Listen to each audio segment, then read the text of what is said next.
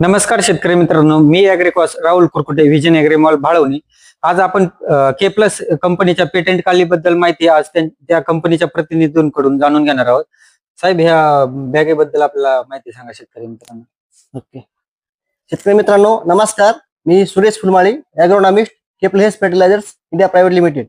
शेतकरी मित्रांनो, पेटंटकाली या ग्रेडमध्ये 30% पोटॅशियम, 10% मॅग्नेशियम आणि 17% सल्फर आहे.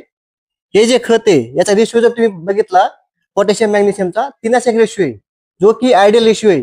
जसं की कुठल्याही पिकाला वाढीच्या अवस्थेमध्ये पोटॅशियम आणि मॅग्नेशियम वाढीच्या अवस्थेमध्ये 4:1 रेशिओ पाहिजे असतो आणि फुलाच्या अवस्थेमध्ये 3:1 रेशिओ पाहिजे असतो आणि साईजच्या टायमाला 2:1 रेशिओ पाहिजे असतो.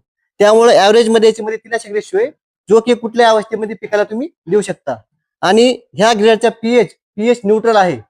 आणि हे जे खत आहे जर्मनीच्या खाणीमधून, केप्लेसच्या खाणीमधून नैसर्गिक स्वरूपात बाहेर काढलेले जे काय रॉ मटेरियल असतं, जे काय आपण खनिजे आपण म्हणतो, त्याच्यामधले किसराईट आणि सिल्वाईट हे जे खनिजे आहेत, जे ग्राइंडिंग आणि सेपरेशन करून त्याच्यामध्ये जे प्युअर फॉर्म मधलं जे मटेरियल आहे ते आपण या पेटंटकालीमध्ये याच्यामधलं जे क्लोराइड बेस आहे, क्लोराइड बेस 0.5% पेक्षा कमी क्लोराइड आहे याच्यामध्ये.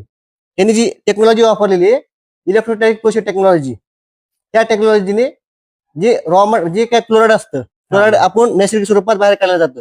आणि त्यामुळं जी युरोपियन संस्था आहे फिबिल, त्यांच्याकडून सेंद्रिय प्रमाणीकरण सुद्धा भेटलेले आहे. पहा, सेंद्रिय शेतीसाठी शेतकऱ्यांना क्लोराइड म्हणजे नेमकं काय ते समजून सांगा. आता क्लोराइड म्हणजे जे काय हानिकारक घटक आपण म्हणतो, सोडियम आणि क्लोराइड, याचा पीएच बघा. जर जमिनीमध्ये क्लोराइडची लेवल जर जास्त वाढत झाली, म्हणजे वाढत गेली, तर मुळांची जी मुळं आहेत ब्लॉकिंग करण्याचं काम करते आणि शार्पर जमिनी जास्त होते. त्यामुळे ते पूर्णपणे हानिकारक आहेत. त्याच्यामुळं जेवढं क्लोराइड फ्री खत असतील तेवढं चांगले आहेत. त्यामुळे सल्फेटयुक्त खते तुम्ही वापरले पाहिजेत.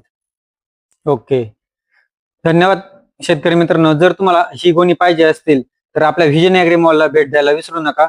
धन्यवाद.